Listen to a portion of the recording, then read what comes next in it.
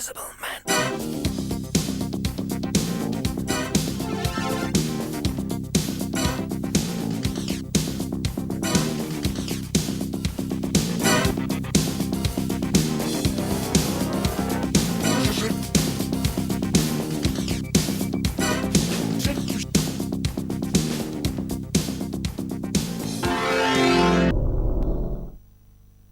E allora, amici di Scratch, un bel appuntamento oggi, ospiti illustri. Oggi parleremo di tante cose con questo bellissimo pubblico. Il Ciclotin Cassola 2000 è venuto a trovarci insieme a tanti ospiti. Partiamo sicuramente con la presentazione, e qua voglio veramente applausi a Gogo, con il vicepresidente vicario della Federazione Ciclistica Italiana, Flavio Milani. Grazie. Io non ho più appellativi, non ho più neanche dottore, cioè, olimpionico, campione del mondo, 7 volte con la maglia rosa, Atene 2000. Signore e signori, commentatore Rai, Silvio Martinello. È una lista lunghissima. Presidente del Ciclotin Cassola 2000, Simone Mannocchi, anche assessore, grazie per essere con noi. Dolcis in fundo, oggi abbiamo fatto una escursione, siamo stati a Padova, al bar Caffè Pedrocchi, una situazione veramente bellissima per quello che è la pedalata forse più lunga della storia dell'AIL. Si partirà da Padova, si arriverà in Egitto con tutte le meravigliose piramidi e quant'altro, sotto una stella che è quella di Giovanni Battista Belzoni. Abbiamo ospite qui il presidente dell'AIL di Padova, Armenio Vettore. E allora prendiamo la cartella. Siamo stati a Ziano di Fiemme, pensate, questo era il terzo appuntamento del Trofeo Triveneto, Gran Premio Calcio Struzzi Mosole, bellissima gara, un freddo boia. Flavio, io capisco che voi volete che questi ragazzi partecipino al ciclocross, ma a Ziano, bellissima organizzazione, ma un freddo boia. E cosa dobbiamo fare? D'inverno c'è freddo, a meno che non andiamo alle Canarie a fare i ciclocross. Io settimana scorsa ho fatto questa sparata al presidente Renato Di Rocco che sarebbe stato bello avere il ciclocross come disciplina olimpica, che so, anche d'inverno, però chiaramente là ci sono questioni dei numeri, è proprio così improponibile. No, non è che sia improponibile, d'inverno si scia, d'inverno si potrebbe anche correre e fare una specialità olimpica con il freddo. Comunque è il proseguo dell'attività, il ciclo prato cosiddetto, e quindi l'attività invernale che per molti atleti, anche non specialisti, si mantiene la forma. Cosa pensa il vicepresidente vicario di un calendario così, insomma, pregno di appuntamenti, insomma? Invernale? Invernale, certo. Beh, perché non ci fosse il ciclocross, credo che sarebbe una pausa troppo lunga. No, diciamo che appunto è il proseguo dell'attività su strada, e da un paio d'anni, da 3 o 4 anni, è stato aperto anche alle categorie minori, vedi i giovanissimi, il G6 che passano esordienti, e veramente c'è una crescita assoluta. Basti pensare che l'anno scorso sono partiti in 700 nelle varie categorie, quindi il momento è veramente importante, e quindi vuol dire che questa attività ha ritrovato la sua giusta collocazione, anche forte di tanti campioni che hanno onorato la specialità negli anni scorsi. Benissimo, Silvio Martinello, tu sei stato un grande stradista, un velocista, un grande pista.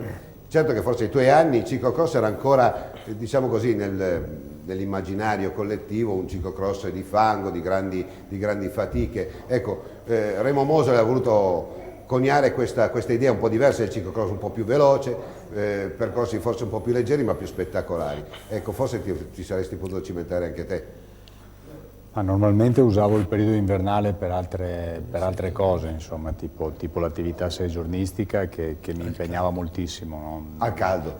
Al caldo, sì, al caldo, e insomma era una situazione sicuramente migliore dal punto di vista climatico. Comunque il ciclocross è senza dubbio una specialità che negli ultimi anni proprio è stata imposta in un modo più, diciamo così, più semplice, tra virgolette, nel senso che si incontrano un po' dappertutto ormai percorsi molto veloci e non più percorsi impossibili come a volte è accaduto in un passato non tanto lontano. Quindi è proprio una filosofia, un metodo, un concetto che è stato imposto credo, insomma, a livello internazionale dall'Unione Ciclistica, e chiaramente, insomma, anche in Italia ci si è adattati direi che l'esperimento e la situazione che poi alla fine si vive al Lago Le Bandie, quindi hai parlato della famiglia Mosole, insomma, che ha creato questo bellissimo impianto naturale, è una situazione assolutamente ideale per vivere veramente una giornata, insomma, e dei momenti al di fuori dell'ordinario. Ecco, in Rai avete trasmesso 3 ore e mezza, una roba a fiume, si possono già avere qualche dato di ascolto? Credo sia stato un grande successo. No, personalmente non li conosco, comunque la Rai normalmente ha dedicato sia al Mondiale dell'anno scorso, sia alla gara di Coppa del Mondo che c'è stata una quindicina di giorni fa, se non dimentico, il 4 se non di ricordo ottobre. male, il 4 di ottobre. Spazi importanti, anche perché evidentemente, insomma, chi gestisce il palinsesto ha capito che... Ecco, per far capire la gente in diretta, siamo in tutta Europa, ma noi ci accontentiamo degli italiani, in Belgio, in Olanda, cioè addirittura le emittenti televisive fanno contratti da paura per avere l'esclusiva. Sì, in effetti lì il ciclocross è una vera e propria passione nazionale. Soprattutto il Belgio, insomma, è proprio la patria, il paradiso del ciclocross, c'è una grande passione, sono riusciti a trasformare questo momento, diciamo così, di ciclismo faticoso, sporco, nel senso che, insomma, ci si sporca andare per i prati, in un momento di festa, in un momento di aggregazione, e i risultati sono questi. Credo che, ecco, anche in Italia ci siano delle situazioni, e la situazione al Lago Le Bandie sicuramente si presta per strutturare delle giornate di sport in questo modo. E si parla di aggregazione, un po' il leitmotiv di Scratch, questa trasmissione che è nata 12 anni fa, ha sempre cercato comunque di veicolare un discorso che sia più propedeutico per quanto riguarda l'attività sportiva, in questa fattispecie del ciclismo, ma soprattutto far conoscere anche i giovani, e quindi ogni tanto, anzi sempre spesso, si trova ad invitare degli amici che hanno in sé, insomma, la stessa passione. Simone Mannocchi, presidente del Cicloteam Cassola 2000, chiaramente è un sacrificio fare un po' di strada, però credo che non siano i 30, i 40 km che possono spostare quello che è l'idea poi dopo del ciclismo, il fatto di far affascinare questi giovani ragazzi allo sport più bello del mondo. Insomma, in soldoni si può veicolare anche attraverso queste dirette, dove si parla di grandi campioni e loro, insomma, ne fanno un po' parte. Ma sono assolutamente d'accordo con te, Nicola, e colgo l'occasione per ringraziarti ogni qualvolta ci inviti noi, ma inviti proprio le società giovanili, perché il vivaio del ciclismo parte proprio da questi ragazzi, da queste società che fanno tanti sacrifici per poter allestire delle squadre con le risorse economiche che poi oggi in particolare ci sono o non ci sono, quindi lo fai volentieri proprio perché è un investimento sui giovani prima di tutto, ma per il ciclismo del futuro, quindi dare spazio anche attraverso trasmissioni televisive come la tua non solo costituisce uno stimolo per loro, perché comunque toccano con mano una realtà nuova, abituati a vedere la televisione dall'altra parte, sono oggi loro i protagonisti, ma sicuramente è importante per far conoscere alla gente l'attività giovanile, quello che comunque questi ragazzi sono in grado di fare, i sacrifici che fanno, l'impegno che ci mettono, ma soprattutto quello che sanno creare attorno al momento agonistico, quindi l'unione con le famiglie, la partecipazione domenicale e non solo, anche negli allenamenti settimanali, è un motivo di socializzazione, e questo è un aspetto veramente molto importante al di là dell'aspetto agonistico. E noi rilanciamo il discorso dei bambini, ci sono bambini fortunati come questi che li vediamo tutti quanti belli con le loro belle casacchine eccetera, ci sono bambini un po' meno fortunati che purtroppo sono malati di leucemia. Armenio Vettore, che è qua, lo ringraziamo, io vorrei ancora riaccoglierti con un applauso perché dal 1975 non smetti di dare speranze. Allora, ne parleremo più avanti con la trasmissione. Insomma, i bambini hanno bisogno di speranze, loro hanno bisogno di sperare in un mondo migliore, chiaramente attraverso lo sport. Ci sono bambini dove tu ti occupi da oramai più di 30 anni, che sono dei bambini con dei problemi, che avrebbero voglia di praticare sport però non possono, e tu ti dedichi insieme a Franca Lovisetto a portare dei fondi all'AIL. Ci spieghi? Beh, intanto ringrazio tutte queste persone, perché vedere questi bambini e cercare di sensibilizzarli per una causa molto importante per altri bambini meno fortunati è già una bella cosa. Però vorrei anche arrivare al motivo di questa, diciamo, di questa presenza e soprattutto di questa iniziativa, e assieme a Franca stiamo portando avanti.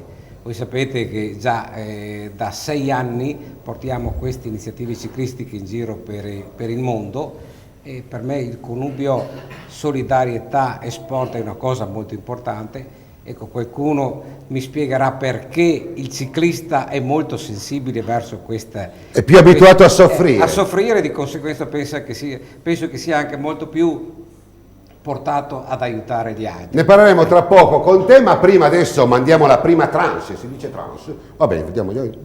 Sì, si dice tranche. La prima tranche. Siamo giusti? Per quanto riguarda esordienti, donne esordienti, allievi primo anno, allievi secondo anno e donne allieve. Prima tranche da Ziano di Fiemme, gruppo sportivo in pratica dei Vigili del Fuoco. Buon divertimento. 10 minuti.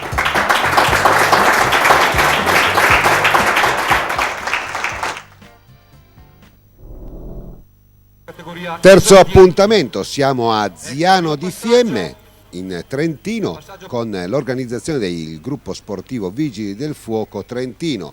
Bellissime immagini, oltretutto il Trentino offre dei panorami esagerati. Qua vediamo Giacomo Salvador al via per quanto riguarda la corsa esordienti, donne allievi primo e secondo anno. Intanto abbiamo visto anche i giudici Nicoletti, Galiope, Alamp e Moroni. Questo era il corpo di giuria di questa terza tornata del Trofeo Triveneto Gran Premio Calcestruzzi Mosole. Fischietto di Giacomo Salvador, lo vediamo che è bello pimpante, poi chiaramente il fischietto di Giacomo Salvador è andato all'esame antidoping ed era doppato, quindi squalificato il fischietto. Bisogna accompagnare uno che di quelli che vadano proprio bene, bisogna fare una colletta, noi siamo qua con Screcce per fare la colletta per un bel fischietto bello altisonante per il grande organizzatore Giacomo Salvador, che dalla mattina presto si sbatte per poter disegnare un circuito come in questo caso lo vediamo ben disegnato. Sono partiti gli allievi, partono gli esordienti, le donne allieve e anche gli allievi primo anno. Qua abbiamo visto anche uno scorcio, la prima telecamera, una seconda telecamera e questa è la terza telecamera posto proprio in cima a questo pendio, dove vediamo le prime difficoltà dei corridori dove si impiantano. Chiaramente anche per gli esordienti è una gran fatica fare questa piccola ascesa subito dopo la partenza. Si abitueranno, poi vedremo se sarà il caso di fare oppure organizzare dei percorsi un po' più agevoli. Certo che questo era un percorso parecchio difficoltoso. Donne esordienti, abbiamo visto la Asia Paladin, ma poi vedremo anche la Giop in maglia verde del Trofeo Triveneto Gran Premio Calcestruzzi Mosole. Molte le maglie verdi in questo caso, ma soprattutto tantissimi iscritti nell'intero computo della giornata. Oltre 200 sono gli iscritti a questo Trofeo Triveneto, gli agonisti. La mattina c'è stata chiaramente una kermesse riservata ai G1 G6 e intanto vediamo un bel quartetto che si invola, comincia ad andare via, e si tratta di Zurlo, Macor, Mavaracchio e Cuciniello. E qua vediamo invece Samsam, maglia verde di leader della classifica degli allievi al primo anno. Questo quartetto si sta trascinando via, in pratica Federico Zurlo con questa bella pedalata plastica sta dando un po' il segnale della pedalata a Macor, a Mavaracchio e a Cuciniello, i quali insomma cercano di tenere il ritmo di Federico Zurlo, più volte campione italiano di ciclocross. Intanto vediamo una bella pedalata del gruppo sportivo Mosole, un atleta del gruppo sportivo Mosole che la scorsa settimana li avevamo anche in studio, quindi un complimento anche alla squadra di Rudy Mosole. Vediamo una bella pedalata, questa è Asia Paladin che chiede strada, occhio e si sa, queste sono ragazze che sono sempre andate bene in bicicletta e continuano ad andare tuttora molto bene. Ma vediamo una pedalata un po' affaticata per la verità della numero 142 ed è Buratti Marica.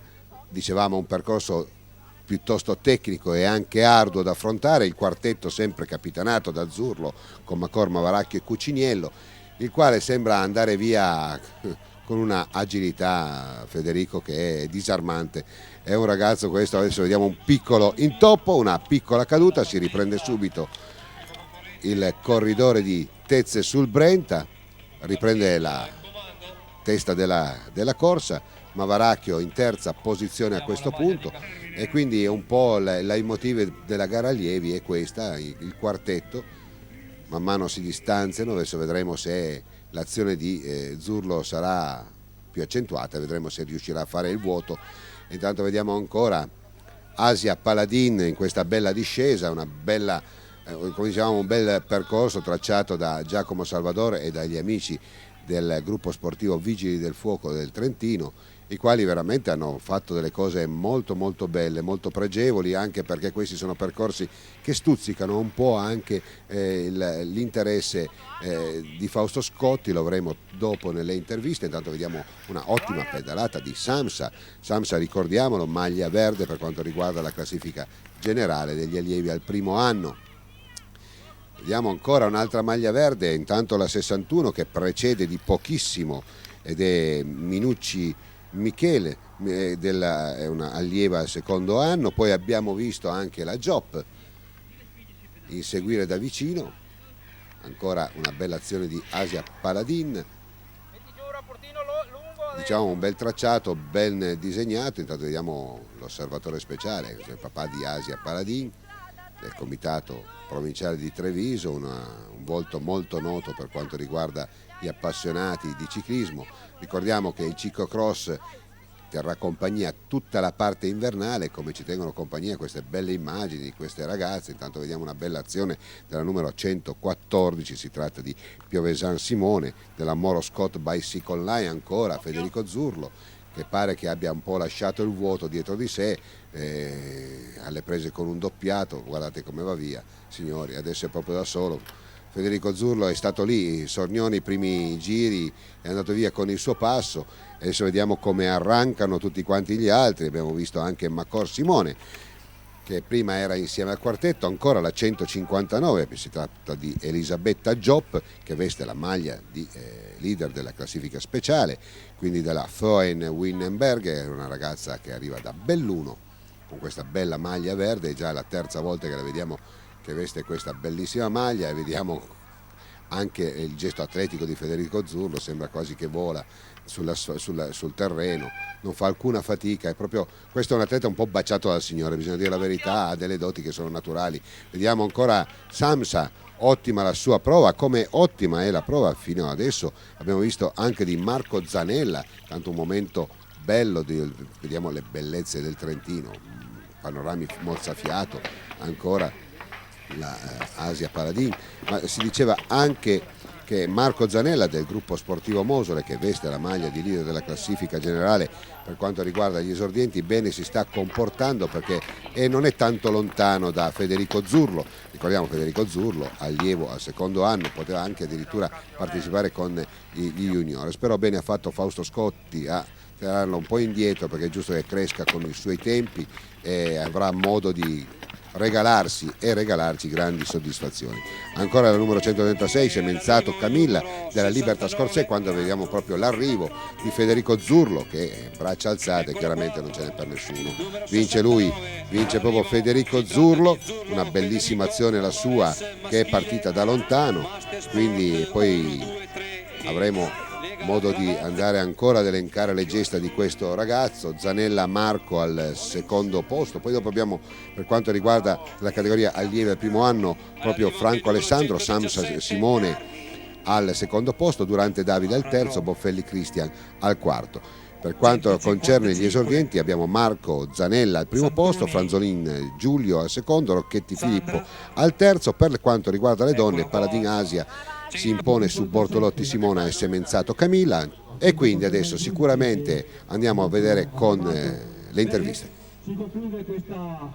Una bella vittoria, Federico, però non ti consente di vestire ancora questa maglia verde. Ho saltato una corsa domenica scorsa e allora non potrò avere questa maglia, però c'è ancora tempo per prenderla. Battaglia aperta anche, Luca Mavaracchio, insomma, hai frequentato il Gran Premio Comunità Montana del Brenta, adesso ti vedo anche qua nel ciclocross. Sta maglia ti piace? Sicuramente, è una soddisfazione averla presa e purtroppo non sono riuscito a fare ancora una vittoria, però va bene comunque. Marco, l'altra volta ti abbiamo saltato, sei stato ospite in studio, però per la terza giornata consecutiva vesti questa bellissima maglia. Sì, ho questa bella maglia e spero di tenerla a lungo. Sei stato un esordiente che sei stato molto vicino addirittura a un Federico Zurlo, non era moltissimo questo distacco. Sì, oggi sono andato molto forte e spero di fare anche le altre gare così.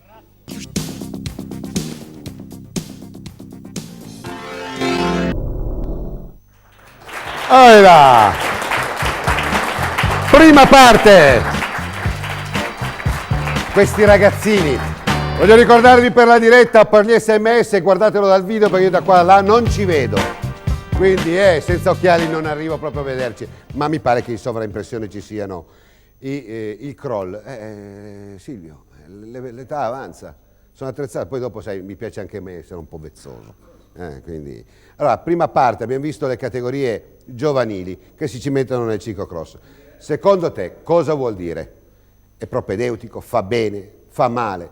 No, assolutamente, il ciclocross è una delle tante specialità del ciclismo e io, voglio dire, ho sempre avuto, anche quando ho avuto l'opportunità, diciamo così, di collaborare in federazione, ho sempre cercato di portare avanti un discorso di polivalenza che soprattutto nell'età giovanile non può che far bene, perché ricercare la specializzazione, e la specializzazione spesso viene cercata solo nell'attività su strada, è un limite che poi i ragazzi spesso pagano se hanno la possibilità, certo, appunto di ci sono continuare molti l'attività. ciclisti e tanti sono anche purtroppo, ahimè, disoccupati. Avessero cercato una specializzazione nel ciclocross o meglio anche nella pista, insomma, certo, potrebbe essere qualcosa di diverso. Ma poi stiamo notando ad alto livello soprattutto, e credo che questo dovrebbe far riflettere proprio chi segue i giovani ciclisti e quindi ha la responsabilità della loro formazione dal punto di vista tecnico.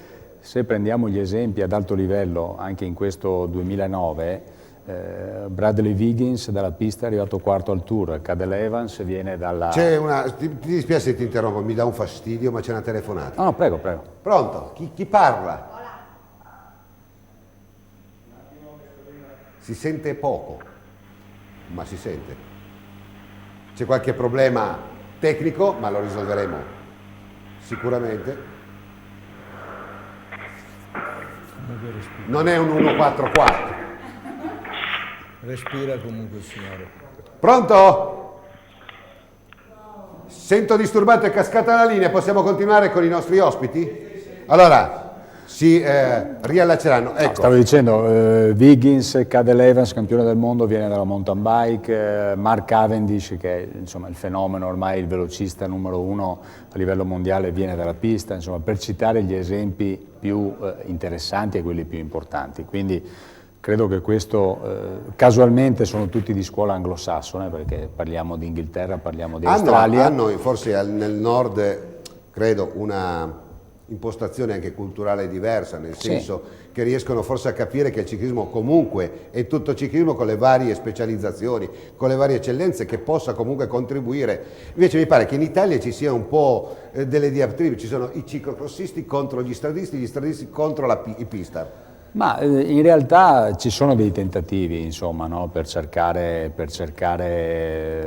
di impiegare i migliori, e questo ad alto livello, e soprattutto di far crescere i giovani in modo polivalente. È chiaro che molto spesso questo va a sbattere contro la cultura tradizionalista, insomma, che molti responsabili della formazione dal punto di vista tecnico di questi ragazzi hanno, perché insomma c'è bisogno anche di tempo per invertire una tendenza culturale. Ecco, mi auguro che appunto questi esempi aiutino a velocizzare questo processo che è inevitabile ormai. Simone, a livello manageriale c'è tanto da fare, nel ciclismo ci sono anche da fare degli investimenti personali. Se uno è più ciclocross, mi viene in mente adesso così d'emblée il più grande ciclocrossista italiano, che è Franzoi, no? Che adesso si sta rispecializzando per quanto riguarda il ciclocross. Potrebbero essere queste delle buone opportunità anche da dare ad esempio a coloro che non trovano forse un posto in squadra sulla grande squadra stradista, insomma.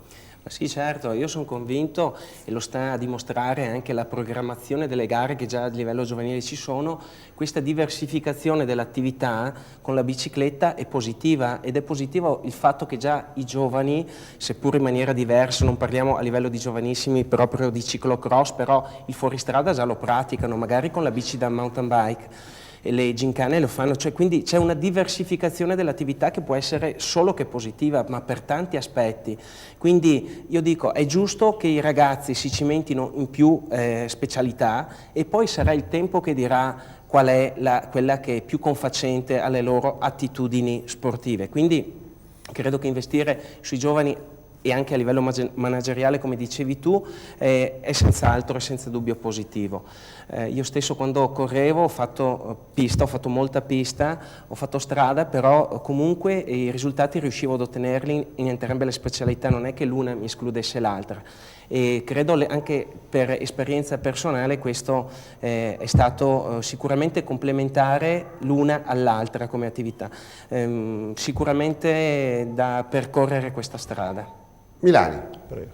abbiamo visto che con il ciclocross, grazie a questo bello scenario che voi avete alle vostre spalle, non lo potete vedere, ma la gente da casa può godersi quello che è diventato un po' un paradiso terrestre, e soprattutto il Tempio, forse un teatro naturale del ciclocross, sta facendo lievitare non poco il ciclocross. Grazie alle bandie si è creato un volano al quale tutti quanti vogliono compartecipare. Ziano di Fiemme ne è testimone, hanno fatto un percorso da campionati italiani.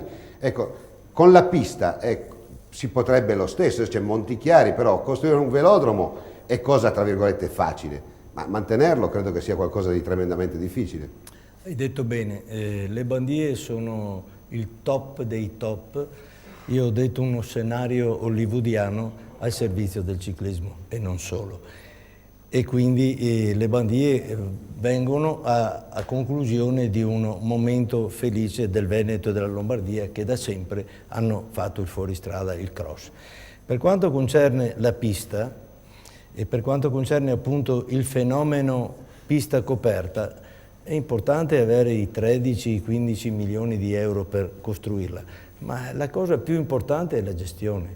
Difatti stiamo già vedendo a Montichiari che c'è qualche problemino in fatto di gestione. La pista è stupenda, bellissima, gli azzurri, le squadre per gli europei recentemente eccetera, si sono allenate e quindi la pista è funzionante, è perfetta, bellissima, però poi ci vogliono dei bei soldini per farla funzionare, quindi mi auguro che Treviso intanto parta con i lavori quanto prima e poi che venga anche considerato, ponderato questo aspetto che non è secondario. Signor Martinello, tu di piste te ne intendi e soprattutto anche a livello manageriale cosa costa?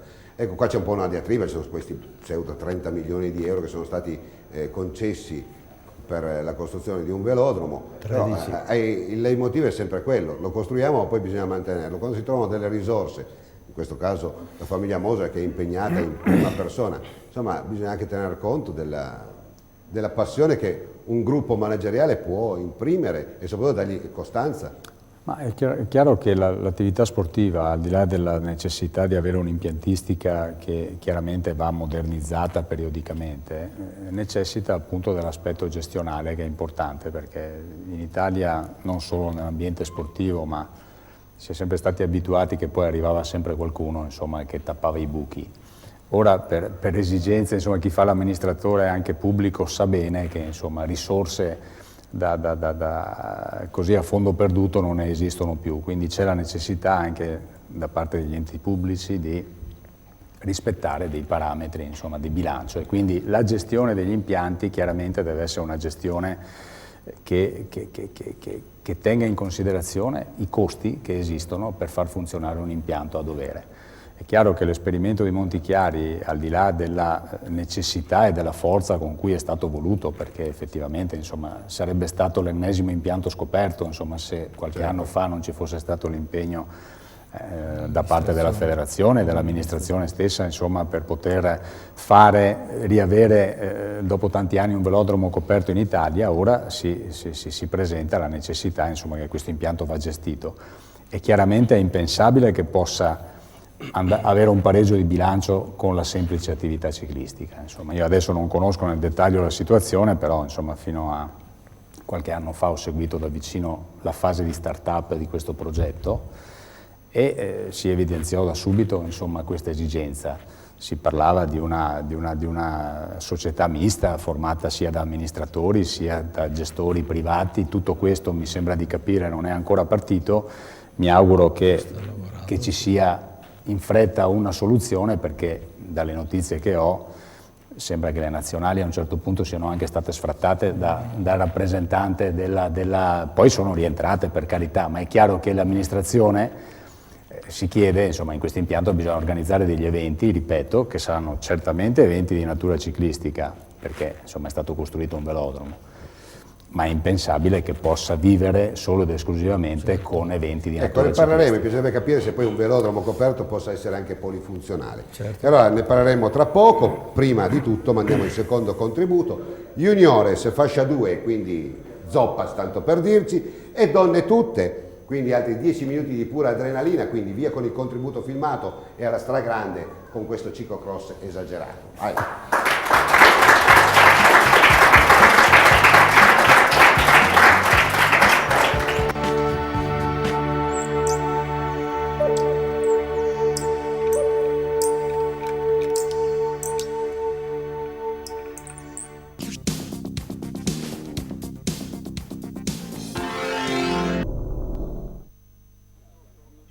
E di nuovo Aziano di Fiemme con la seconda portata di questo menù prestigioso, di questo menù da buon gustai del ciclocross.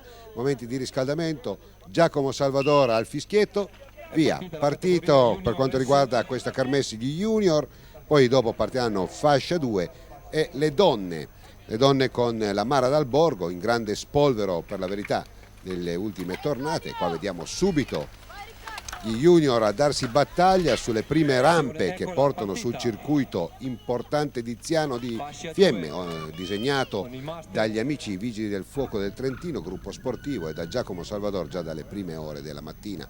Qua partono la fascia 2 con Zoppas che insegue un ciclo amatore che è Martin Joseph, vedremo se poi dopo riuscirà a sopravanzarlo. Dalla pedalata ci pare anche di sì.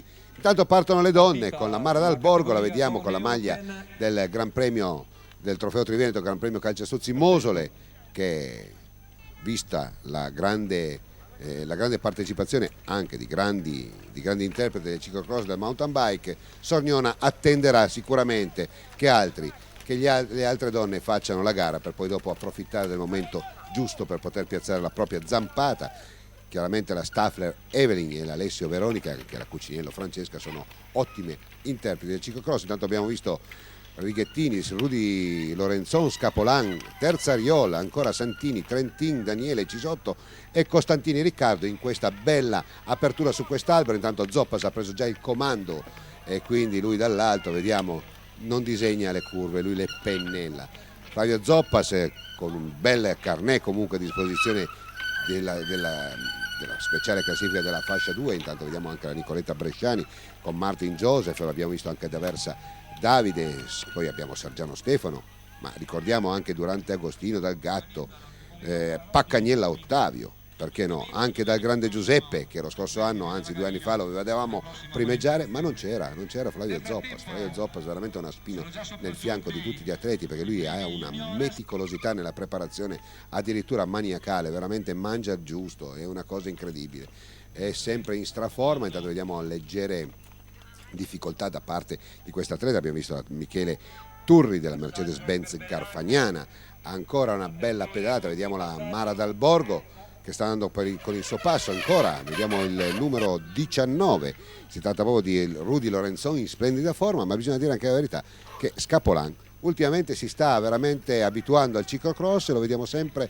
più in forma, sempre tra i primi, sempre a combattere. Vediamo Dal Grande, Giuseppe Dal Grande, anche lui un uomo di ciclocross, ancora la numero 41, la Veronica Alessio della Cicli Fiorin de Spar. Sappiamo che questa società ci segue dalla Lombardia, un saluto caloroso da parte di Scratch.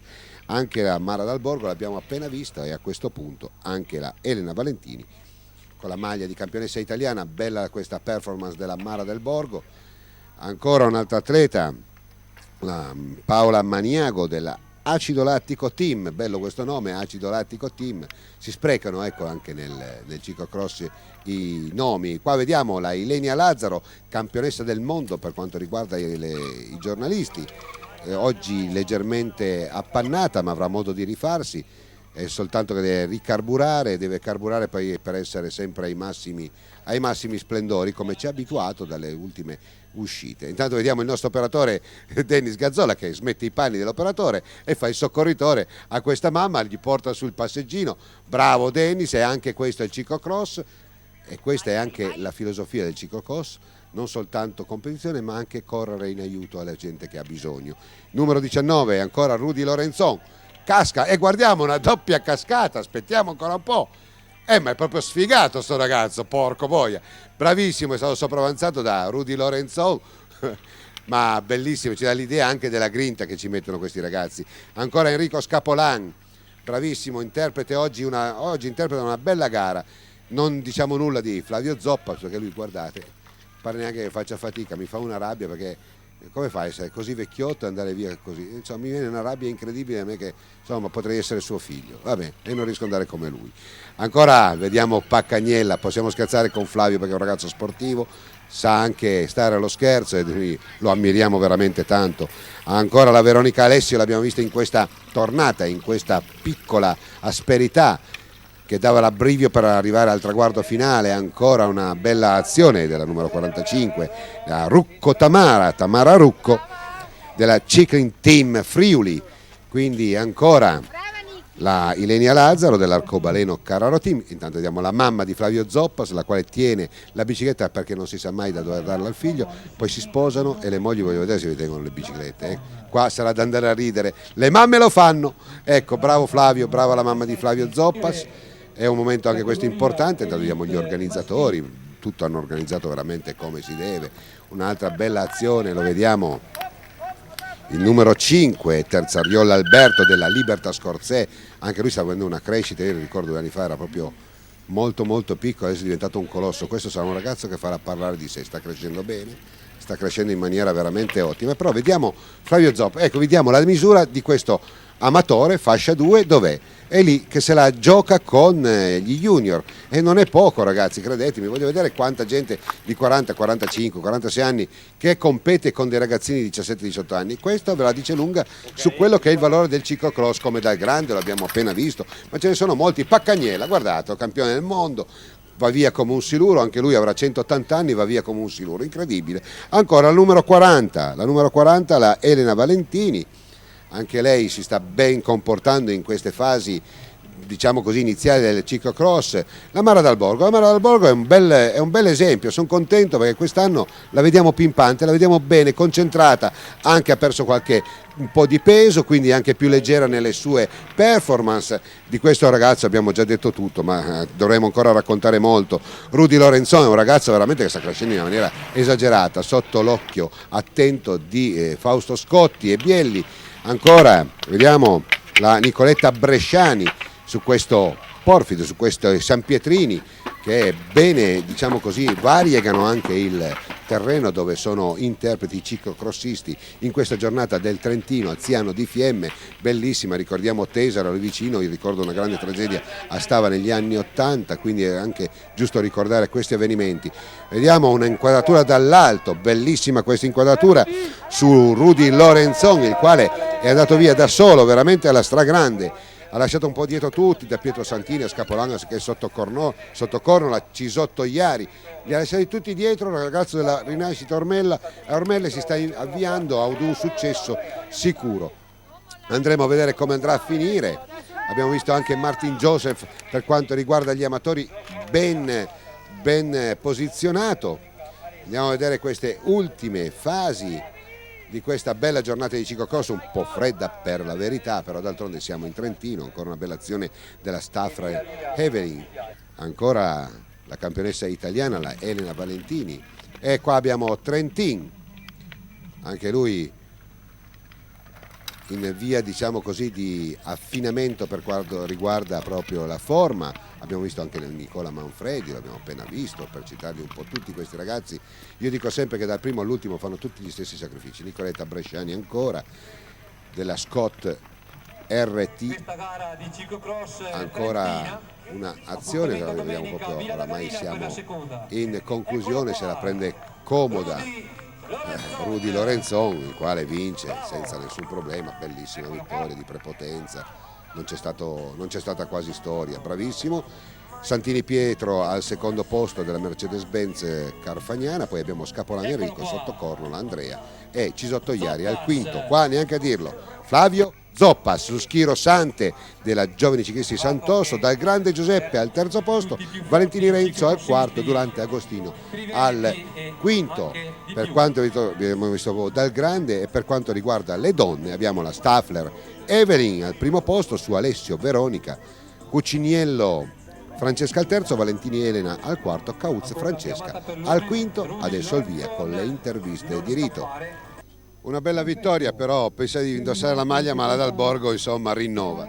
Sì, per la maglia è lo stesso, io ho fatto la mia gara, le mie sensazioni sono buone, sia che vengo da un periodo un po' malino, sia perché corro la mountain bike e sono stata 2 mesi ammalata, adesso sono ritornata e vedo che vado abbastanza bene e bella gara, un po' freddo però sono soddisfatta. Di nuovo questa bellissima maglia per Rudy Lorenzon, insomma Scapolano della stessa squadra, c'è parecchia concorrenza quest'anno, ma tu è alla grande. Sì, la prima gara del bandiere non è andata come speravo, ma adesso pian piano sento che sto ritrovando la condizione. Oggi ero lì con Righettini e dopo un certo punto sono caduto io, l'ho ripreso, è caduto anche lui e lì sono riuscito ad andare via, dopo lui ha avuto problemi tecnici.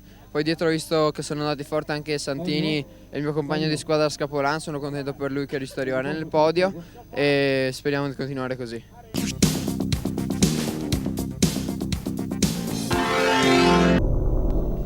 Ragazzi, bene, aspettiamo la telefonata. Prima ci è caduta la linea, ma tra poco ve ne renderemo conto. Seconda tranche di Ziano di Fiemme è andata. Avevamo lasciato un discorso in piedi con questi velodromi. Parliamo un po' di ciclocross, ma anche di pista per quanto riguarda le energie alternative. C'è la telefonata? Pronto? Sì, pronto. Posso chiedere chi parla? Pronto, buonasera. Buonasera, chi parla? Sono Franco Ballerini. Ah beh, allora mi metto in piedi come la scorsa settimana sull'attenti. Un applauso. Commissario tecnico, buona serata. Non mi dire che la ho costretta a guardarsi questa trasmissione. No, intanto voglio farvi i complimenti per come seguite l'attività giovanile. Ho visto i servizi veramente belli.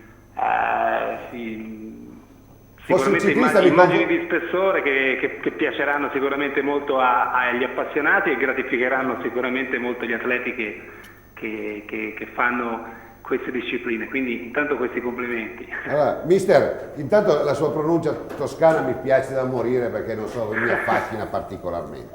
Ma questo ciclocross può essere propedeutico alla strada oppure stride un po' secondo lei? No, assolutamente. Credo che sia importante che i ragazzi si avvicinino un po' a tutte le specialità, perché comunque ogni specialità ti aiuta ad allenare un'abilità che poi dopo nel contesto di tutte le gare si riesce ad eccellere. Il ciclocross è un mix di abilità, forza, agilità, quindi credo che poi sia indispensabile proprio per essere anche più scaltri nella gestione di una gara su strada, quindi credo che sia importante farlo, anche perché comunque nel periodo invernale fare comunque lo stesso gesto atletico però cambiando completamente la situazione credo che sia anche poi motivante, ecco. Quindi sicuramente un buon allenamento anche per la preparazione della stagione su strada. Ecco, per rilanciare sempre lei motivi, lei problemi credo non ne abbia, nel senso che lei ha questa opportunità di convocare i migliori, quindi non ha problemi di, diciamo così, di budget, soltanto problemi di capire chi è il più in forma del momento. Però sia il ciclocross che la pista potrebbero essere, prima ne parlavamo con Silvio Martinello e con il vicepresidente vicario della Federazione Ciclistica Italiana Milani, insieme ai nostri ospiti, che potrebbero essere delle opportunità, diciamo così, da poter spendere per coloro che non trovano accasamento. Sì, assolutamente vero questo discorso. In altre occasioni è stato portato avanti un discorso di questo tipo. È sicuramente un'opportunità anche per mettersi in mostra e casomai far vedere il valore, ecco, di un atleta. Questo assolutamente. sicuramente anche da parte dei vari direttori sportivi piuttosto che delle squadre l'attenzione deve essere sicuramente massima. Ecco. Io credo che lei ha occhio attento, nelle fasi del ciclocross viene Fausto Scotti, il suo alter ego nel ciclocross, però può offrire anche qualche spunto a questo trofeo Triveneto dal quale si potrebbero, non so, tirare qualche conclusione. Io ho visto Federico Zurlo bene sul cross, ma in pista sta dominando, e anche Rudy Lorenzon, e ce ne sono tanti di atleti che affascinano in questo ciclocross che bene vanno su strada. Ecco, lei che consiglio si sentirebbe di dare a questi atleti che comunque cominciano potenzialmente ad essere delle promesse? Ma il consiglio vi ho perso un po' durante la domanda. Però il consiglio che posso dare è quello comunque di continuare su questa strada, assolutamente, di non mollare che comunque la strada è lunga per riuscire poi a mettersi in evidenza, e che comunque ogni risultato è un risultato che comunque ti fa conoscere al mondo del ciclismo, e quindi che poi le opportunità sicuramente negli anni arriveranno, e ci saranno anche momenti dove casomai si riuscirà ad avere anche più visibilità, ecco. Però credo che ogni risultato comunque sia importante, e in più comunque, come abbiamo detto prima, sicuramente la disciplina ti aiuta ad esprimerti meglio anche in altre situazioni. Ecco, le voglio fare una domanda di una banalità atroce, mi vergogno ma devo farla. Tornassi indietro col mondiale, tanto volevo dire, il mondiale di quest'anno o gli ultimi recenti mondiali mi fanno respirare un'aria diversa in seno alla nazionale, si partecipa più per la casacca, una volta mi parava un po' più scollegato questo discorso, forse erano interessi di sponsorizzazioni che quest'anno sinceramente non ho veduto, ma tornassi indietro cambierebbe qualcosa in quell'ultimo giro?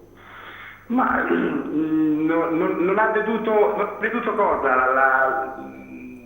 Mi sono sembrati degli atleti, no, un parere mio personale, guarda che io di ciclismo non me ne intendo proprio nulla, ma mi sembravano un po' scollegati. Io farei le stesse cose, perché alla fine la nostra alternativa, cioè la nostra punta era Damiano Cunego. In un percorso di questo tipo non era semplice poi trovare sicuramente un'alternativa. Poi ci sono anche gli altri, A me quello che è dispiaciuto di questo mondiale è che poi alla fine ci sono state due squadre che hanno cercato di correre il mondiale, siamo stati noi e l'Australia. Le altre squadre, molte sono state a ruota, non hanno mai hanno fatto i ciucciaruote, insomma. Sì, non hanno mai corso, e tante volte non capisco quando una nazionale ha l'opportunità di correre il mondiale, ne corre e corre una volta sola, non correrlo. Il CT della Spagna ha detto che si accontentava di una medaglia sicura invece di una forse, e questo mi fa un po' pensare, perché insomma, se penso alla Spagna e ai talenti che ha, e insomma, se leggessero la Bibbia la mediocrità sarebbe condannata, lo sa. No, quindi sarebbero condannati che si accontentano. Sì, assolutamente, questo sì, però ecco, ripeto, credo che a noi sicuramente nel finale ci sia mancato qualche cosa, ecco. Vabbè, commissario avevamo in Evans sicuramente un assist bellissimo, perché essere con Evans voleva dire avere molte probabilità di batterlo in volata. Il fatto che ci abbia staccato sicuramente ha messo un po' in evidenza qualche limite, ecco. Mister, guardi che io credo che comunque alla fine il bello della vittoria è che qualche volta si possa anche perdere, perché sennò alla fine sarebbe tutto banalizzato, quindi ci stanno sì, assolutamente, io credo che delle volte perdere ti fa anche capire quanto sia bello vincere, ecco, quindi il fatto che noi poi venissimo fuori da 3 mondiali vinti consecutivi, insomma, vincere il quarto non è poi così semplice, bisogna anche fare i conti con gli avversari. Siamo voi in conclusione, così la libero. Qua stasera abbiamo ospite l'AIL con il suo presidente Armenio Vettore, i quali si stanno prodigando per fare una grande pedalata fino in Egitto, 1800 km di deserto, per poter contribuire, diciamo così, a poter aiutare questi bambini malati di leucemia. Loro penso che gradirebbero un suo augurio dal CT della nazionale. Ma intanto il fatto che facciano una cosa così difficile per aiutare dei bambini gli fa un grandissimo onore, quindi Qua ci va proprio... Io li ringrazio già.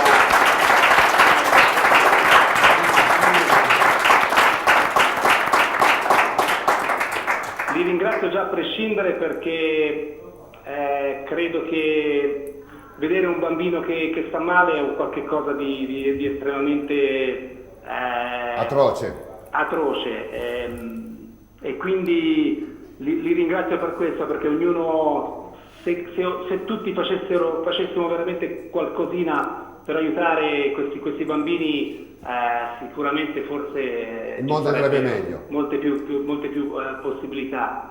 E quindi niente, intanto un grandissimo augurio, poi il mio grande in bocca al lupo e intanto ecco, spero che vi divertiate, perché alla fine credo che in tutto questo ci debba essere anche un po' di divertimento, perché sicuramente se uno pensa alla durezza dell'evento forse partirebbe già così un po' rassegnato, però ecco, sicuramente sarà una grandissima esperienza che, legata al fattore benefico, sarà sicuramente un successo, quindi mi auguro che comunque ci sia il risalto anche da parte dei media, perché sicuramente noi ci siamo. L'evento è sicuramente molto meritevole. Grazie mister, continui Grazie così, in a voi. bocca al lupo. Arrivederci. Grazie infinite, continui a seguirci, che poi dopo le interroghiamo. D'accordo, grazie, Arrivederci, grazie. Arrivederci, a risentirci. Allora, abbiamo sentito il commissario tecnico, Silvio Martinello. Ha parlato bene, non sempre si può vincere. Dobbiamo anche insegnare che, insomma, le sconfitte portano poi dopo ad apprezzare maggiormente le vittorie. Anche tu, insomma, ne sei stato un buon testimone. Sì, beh, è chiaro che non si può vincere sempre. Comunque, tornando alla giornata del Mondiale, io credo che la nostra nazionale non abbia nulla da recriminarsi, insomma, dal punto di vista tattico, dal punto di vista comportamentale in gara. Ha tentato di fare la gara, nelle fasi importanti c'è sempre stata presenza dei nostri, anche presenza importante. Credo che soprattutto la squadra spagnola e Cancellara abbiano sbagliato qualcosa, insomma, quel giorno lì, se proprio dobbiamo individuare qualcuno che ha sbagliato qualcosa. No, beh, Cancellara non ha fatto, forse Cancellara si è esposto troppo presto, perché se faceva quello che ha fatto all'ultimo giro invece che al penultimo forse sarebbe stata un'altra storia. La nostra punta era lì all'ultimo giro, il fatto che sia arrivato ottavo su 9 evidentemente dimostra, insomma, che quella era la sua possibilità, non aveva certamente le gambe per vincere.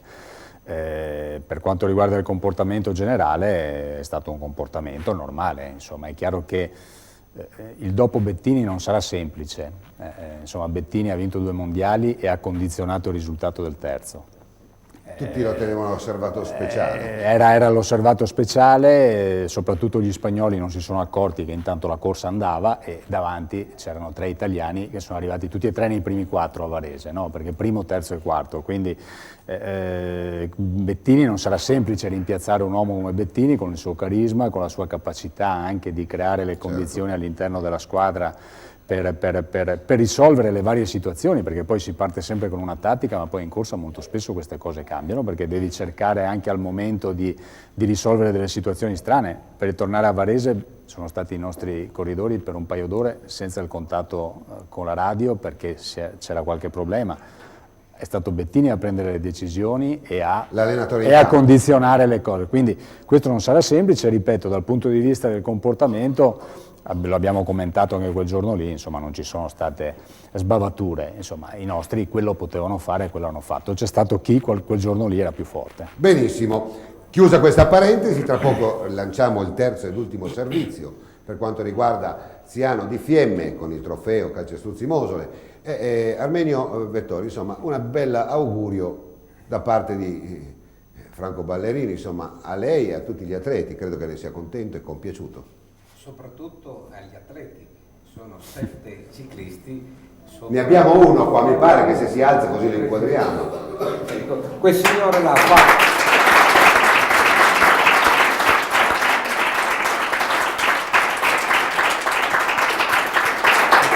Quel signore Quella fa oltre 20.000 km all'anno per allenarsi. Io manco in tutta la vita. Ecco, io l'ho visto una volta, una delle nostre iniziative a Padova, a Roma, a un certo punto una giornata 200 km, l'ho visto sempre davanti tranquillamente con le braccia messe così e pedalava sempre. Non è riuscito bene a farsi avvicinare da qualcuno. Alla fine siamo arrivati a Orvieto, mi sembra, va bene, è sceso dalla bicicletta, si è fatto una doccia, adesso andiamo a mangiare, poi andiamo a vedere Orvieto che è bellissima. Un complimento, bravissimo.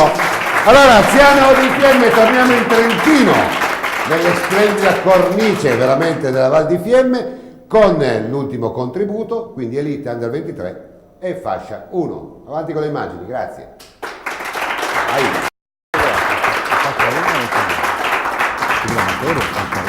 Sì, diciamo.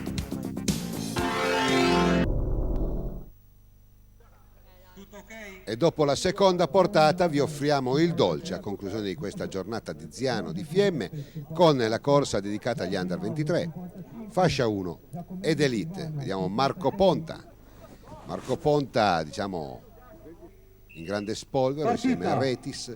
Ricordiamo che il numero 23 Nicola Gadotti oggi ha inserita nella sua bicicletta la Freecam, così ci darà l'idea di un po' quello che succede all'interno nel circuito di gara. Vediamo tutti i migliori, abbiamo visto anche Alessandro Calderan, anche lui una bella stagione. Qua vediamo un'elite della Forti e Veloci, un complimento a Gottardi Cipriano che se la vede con i giovincelli e mi pare che non faccia neanche brutta figura, è lì che se la sta giocando. Parte la fascia 1 con i più, diciamo, quotati. Abbiamo Gretter, Quadroni, Varesco, Caldart, Moser Giuseppe, Zorzi Mauro, Giacomelli e Vaia. Poi abbiamo anche i Master 3 con Coltro, Carrer, Paoletto, Perini, Borghesi, Barattin, Mirko, anche organizzatore. Tanto un piccolo incidente, d'altronde nel ciclocross è sempre normale che sia così. Balberini, Cusin, Da Ross, pensate.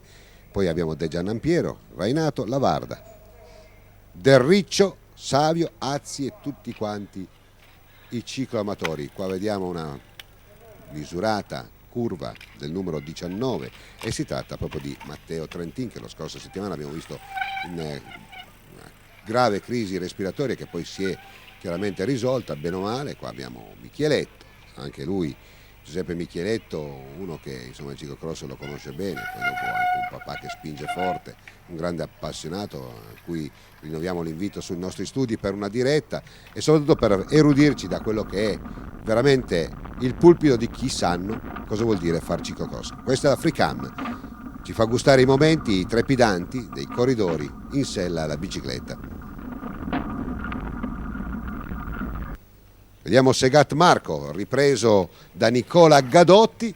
Tanto vediamo le prime maglie verdi in questa terza giornata. Qua ce ne sono molti, ma abbiamo un certo Marco Ponta che quest'anno ci pare veramente molto molto pimpante. Anche Calderan con la maglia dell'Unione Ciclisti Trevigiani che dà qualche soddisfazione a patron Remo Mosole. E qua ancora il numero 41, si tratta di Cusin Simone che veste anche la maglia di capo classifica per quanto concerne la fascia 1, ricordiamolo, fascia amatoriale che compete con gli Elite e gli Under e oltretutto non fanno brutta figura. Abbiamo sentito alcuni che si lamentavano, specie qualche direttore sportivo, che non è giusto che partecipino i cicloamatori, che a volte rallentano. Non credo che sia vero, Fausto Scotti è stato esauriente nell'intervista che tra poco manderemo in onda.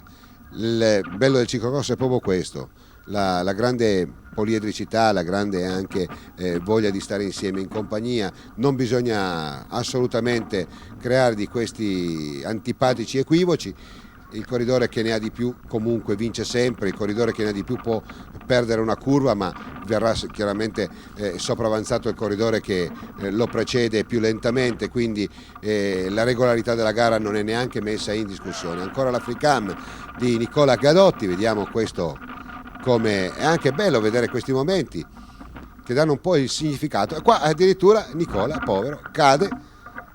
Vediamo un attimino di suspense, tra poco si rialza e va via di nuovo. Ancora Una bella immagine questa di Matteo Trentin, Marchiol Orogildo, ma Ponta lì, Ponta oggi, Marco Ponta veramente in grande vena, ma bene Calderà, abbiamo visto come va via pimpante con una bella pedalata, ci fa molto piacere che sia un campioncino ritrovato e che sta dedicando un parecchio del suo tempo al ciclocross.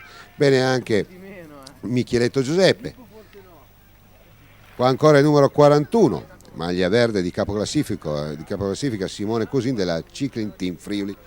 Cycling Team Friuli, quest'anno il Friuli la vede un po' da padrona, abbiamo anche un ottimo esponente, ma ricordiamo anche non soltanto lui ma anche Maurizio Tabotta, ricordiamo sicuramente i Pontoni, anzi ci piacerebbe rivederlo di nuovo nelle fasi e anche ospite in qualche gara, perché fa sempre piacere vedere e ricordare dei campioni. Abbiamo visto Marco Ponta con quale agilità prende le curve, lo vediamo molto bene in bicicletta. Io ricordo di lui un paio di anni fa quando ha avuto qualche incertezza, quest'anno è partito un po' tiepido ma si sta scaldando via via che il trofeo procede, molto bene per lui ed è anche una speranza in virtù dei mondiali. Tanto vediamo il numero 1, abbiamo visto anche Thomas Paccagnella, ancora Calderan, Thomas Paccagnella che veste la maglia della World Service Brenta, ancora Calderan, e d'altronde questi sono ragazzi che bene interpretano questa disciplina del ciclocross.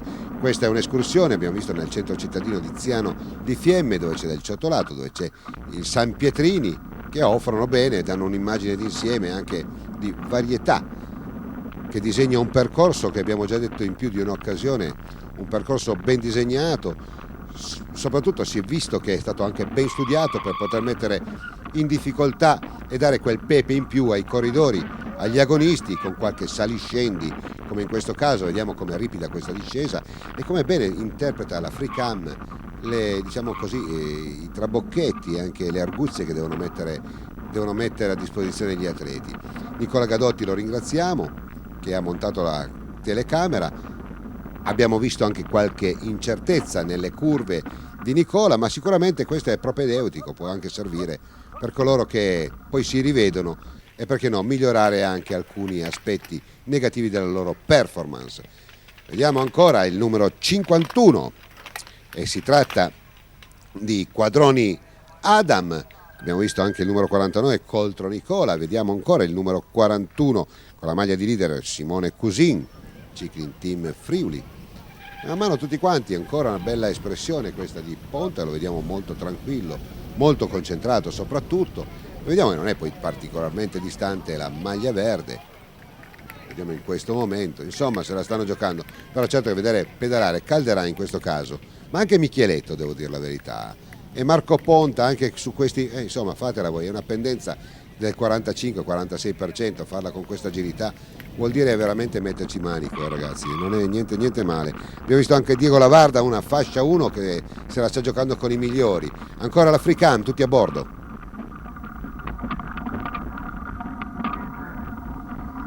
È incredibile quanto rumore faccia la bicicletta, sembra quasi un anacronismo, invece la bicicletta nel ciclocross ne fa di rumore, ne fa parecchio. Vediamo il numero 5 che sopravanza il nostro Nicola Gadotti, Nannini Laerte del Made Tamburini McDonald.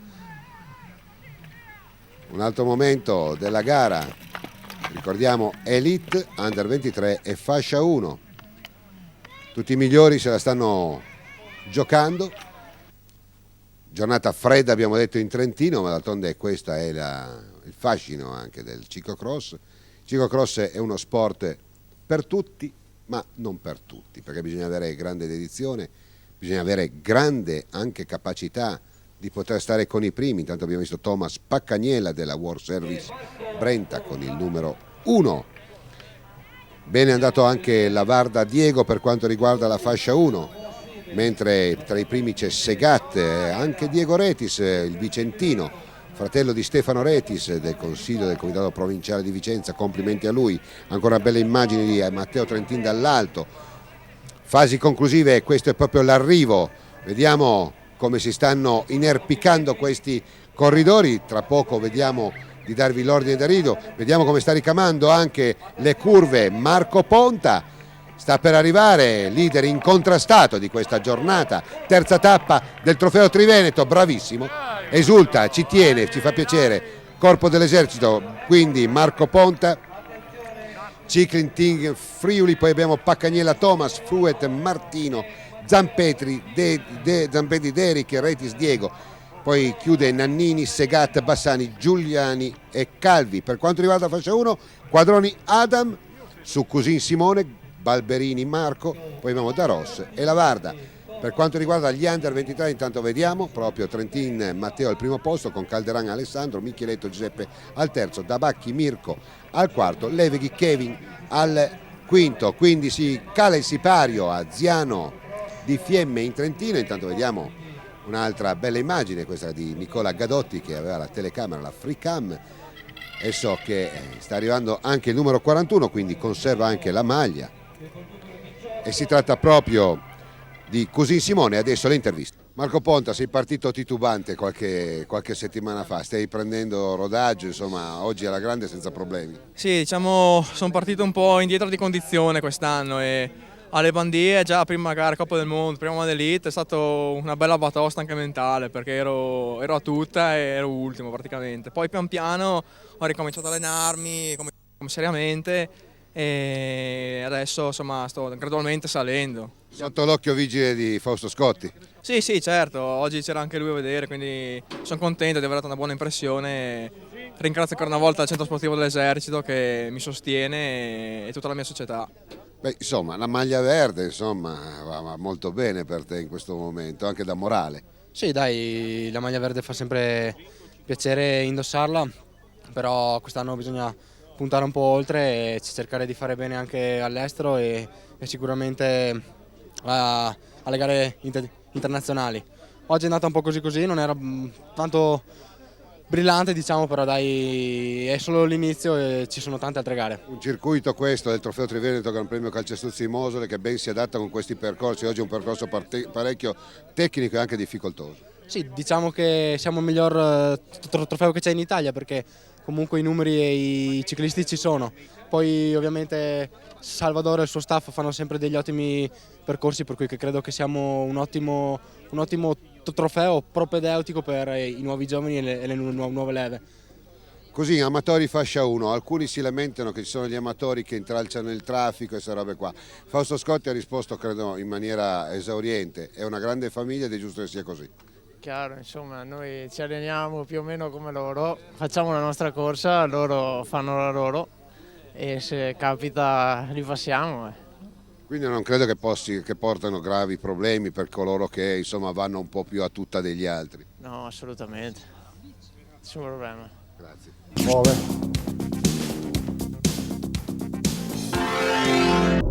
Vai! L'appuntamento si rinnova per settimana prossima. Saremo a Villa Lagarina. L'Arcobaleno Carraro Team organizzerà la quarta tappa di questo Gran Premio Calcestuzzi Mosole Trofeo Triveneto. Siamo quasi in conclusione, abbiamo sentito anche ballerini. Armenio Vettore oggi, stamattina, nello splendido scenario del Caffè Pedrocchi, avete presentato questa bella iniziativa. Allora mi è venuto anche in mente di questo Indiana Jones del 1800, insomma, credo che sia Giovanni Battista Belzoni. Quindi se abbiamo alcuni reperti del Museo Egizio a Torino, a Londra o a New York, lo dobbiamo anche a lui. Certamente. E infatti il Belzoni è un nativo padovano, un umone di 2,20 metri, ahimè neanche adesso nel 2010 si trovano personaggi del genere. Questo egittologo, così è definito, è partito da Padova all'avventura, alla scoperta dei tesori in Egitto. Ecco, noi abbiamo preso lo spunto di questo nostro padovano per portare anche noi una nostra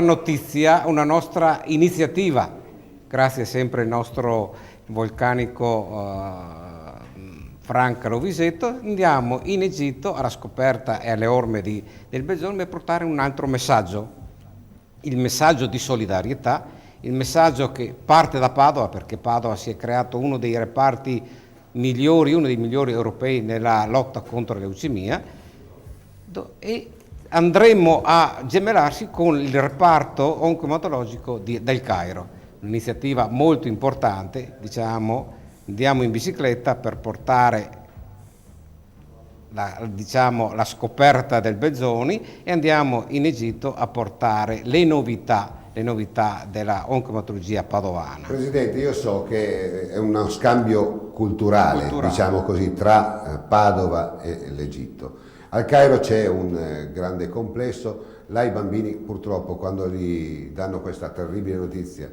della leucemia è una condanna a morte, mentre qua a Padova in Italia, grazie anche al movimento, all'AI che lei sostiene da 30 anni, la ricerca ha compiuto passi da gigante e oggi questa frase non è più un te final cut, ma anzi te final cut, se no poi dicono che non so l'inglese, ma è assolutamente un momento ancora di poter sperare, perché l'80% dei casi si possono ancora risolvere, anzi si risolvono in Italia.